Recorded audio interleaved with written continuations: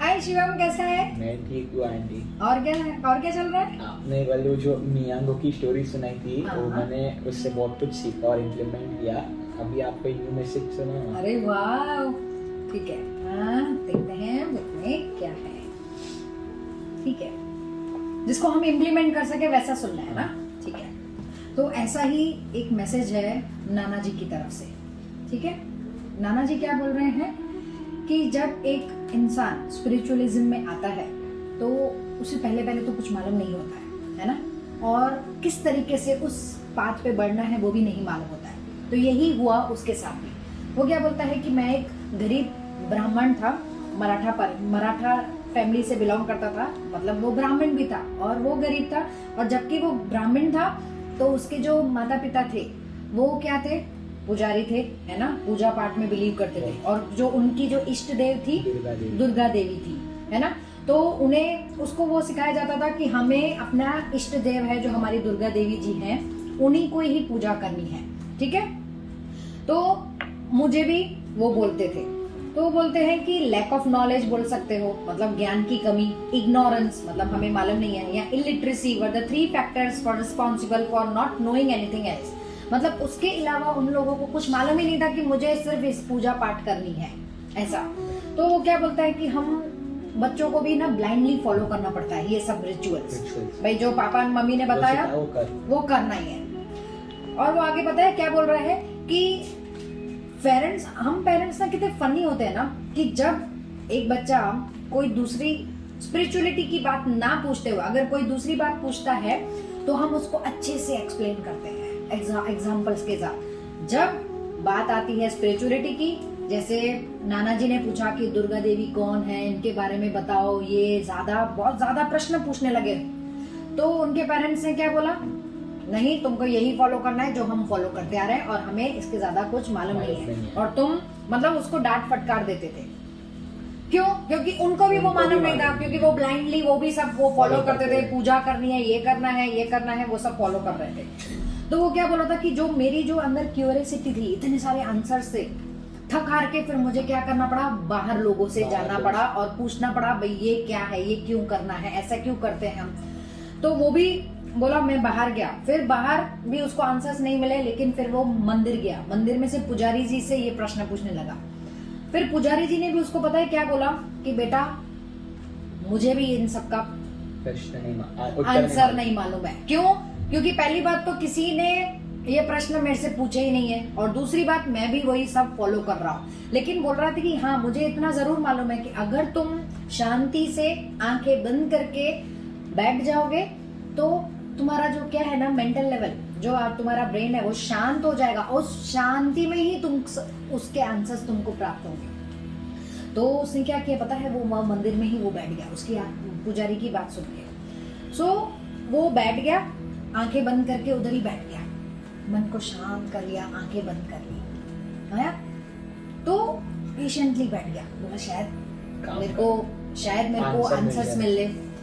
तो रोज जाता, बैठता, आंखें बंद करके बैठता, ऐसा करते करते उसको 3 दिन ही हुए। तीसरे दिन पे वो जब ऐसे बैठा मंदिर में जाके, शांत आंखें बंद करके, कुछ नहीं सोचना, ऐसे बैठ गया, तो उसने देखा कि एक लाइट उसकी तरफ आ रही है ना। तो सोचने लगा, अरे वाह, शायद मेरे आंसर्स मिल रहे हैं। तो धीरे धीरे करके वो जो लाइट आई ना, वो एक बड़े गोल्डन ऐसे बॉल में वो लाइट बन गई। फिर देखा कि वो गोल्डन बॉल मेरी तरफ आ रहा है। फिर उस गोल्डन बॉल में उसने देखा कि एक लेडी आई है। तो उसने समझा कि अभी ये लेडी, शायद वो बच्चा था, क्यूरियस था, है ना, कि अभी वो मुझे एक ब्यूटीफुल लेडी आई है तो शायद वो गाइड करेगी। तो ऐसा ही हुआ। तो वो क्या बोलता है, थर्ड डे वो लेडी आई और उसने उसको सब कुछ सिखाया। उसने उसको बोला कि मैं तेरे को ध्यान करना सिखाऊंगी। उसने उसको ध्यान करना सिखाया। और तब वो बोल रहा है कि when I started meditation I was 11 years old. जब वो बच्चा था, जब वो बैठा था ना, तब 11 साल का था। रोज उसने उसको क्या बताया उस लेडी ने कि शी वॉज माई मास्टर, भाई मैं तेरी मास्टर हूँ, मैं तेरे को सिखाने आई हूँ। फिर उसने 9 साल तक, मतलब वो बोल रहा है when I was 20 my master and I felt that I am ready to teach the people. जब वो 9 साल में ही 9 साल में उसने उसको ध्यान करना सिखाया और बहुत सारी बातें सिखाई। तो 20 साल तक ऐसा चलता, मतलब जब वो 20 साल तक आया तब उसने बहुत कुछ सीख लिया।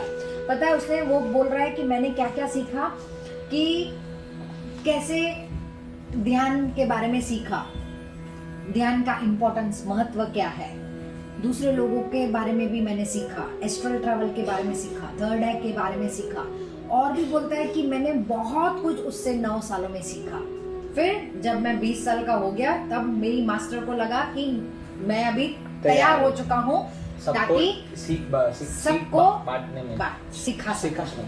तो वो ये बोलता है कि ये जितना भी मैंने सब सीखा तो वो सब मैं इम्प्लीमेंट भी कर पाया और मैं दूसरों को भी सिखाने लगा। तो ये सब फायदे वो बता रहा है कि ये सब फायदे मुझे ध्यान से हुए। वो बोलता है कि unless and until we meditate we cannot feel happy like nature। भाई हम यहाँ पे जो आए हैं ना, वो ये क्या आगे बोल रहा है कि मैं यहाँ पे आया हूँ, धरती पे, अर्थ पे आया हूँ, हम इतने खुश होने के लिए आए हैं, लेकिन हम क्या सीखते हैं, हम हमेशा दुखी रहते हैं, हेट्रेड, जेलसी, हम एक दूसरे से हेट्रेड ही करते रहे। जो हम ये इतना वंडरफुल जन्म हम लेकर आए हैं, हम सब ऐसे बर्बाद कर देते हैं। क्यों?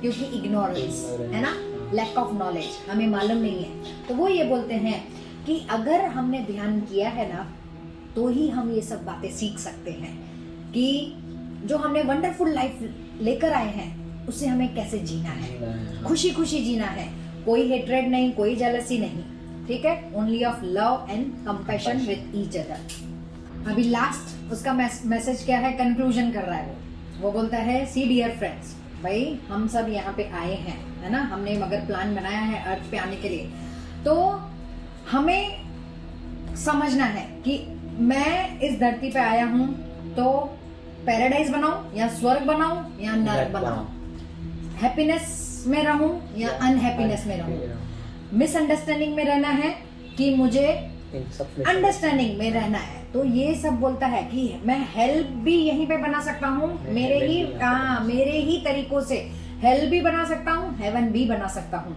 तो वो बोल रहा है कि अनलेस एंड अनटिल, लास्ट वो कंक्लूजन कर रहा है कि जब तक तुम ध्यान नहीं करोगे तब तक तुम्हें ये मालूम नहीं चलेगा और तुम ऐसे ही मर जाओगे। मिजरेबल डेथ मतलब ऐसी डेथ, मतलब मर जाओगे बिना सीखे, यही मर जाओगे, फिर से तुम जाओगे ऊपर, फिर से तुम वही सीखने के लिए तुमको आना पड़ेगा।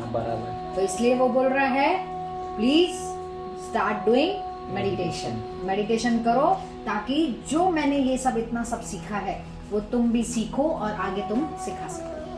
ठीक है, अभी ये समझा? ये बहुत अच्छा था। तो हम इसको इम्प्लीमेंट कर सकते हैं है ना? Okay, thank you.